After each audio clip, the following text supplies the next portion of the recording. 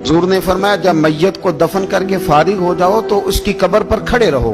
खुद हुजूर भी कब्र पर खड़े रहते दफन करने के बाद, और फरमाते इसके साबित कदम रहने की दुआ करो, इसलिए कि अब इससे सवालों जवाब होंगे, अब फरिश्ते इसकी कब्र में आएंगे, अब इससे पूछेंगे, अब इसके साथ वो इम्तिहान होगा, तो इसके लिए दुआ करो, कब्र पे खड़े होके दुआ मांगो।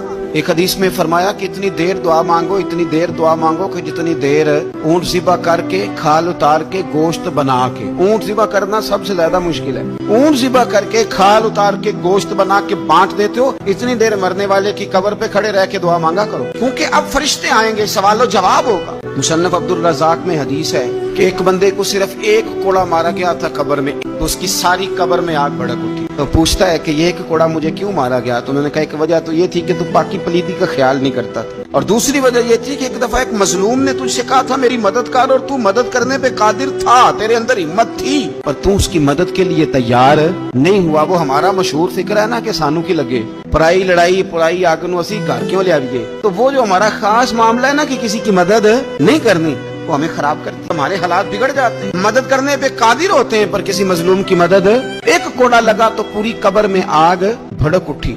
अज़ाबे कब्र से अल्लाह की पनाह मांगी जाए, डरा जाए, और आखिरत के लिए कब्र के लिए तैयार। कुरान मजीद ने कहा वैज़ल कुबूर बुस्सिरत, जब कब्रें कुरेदी जाएंगी ना, अलिमत नफ्सुम मा क़द्दमत व अख़रत, फिर हर जान जान लेगी कि उसने आगे क्या भेजा और पीछे क्या छोड़ा। मेरे अजीज, अपनी कब्र के लिए अपनी आखिरत के लिए फिक्र करें, तैयारी करें।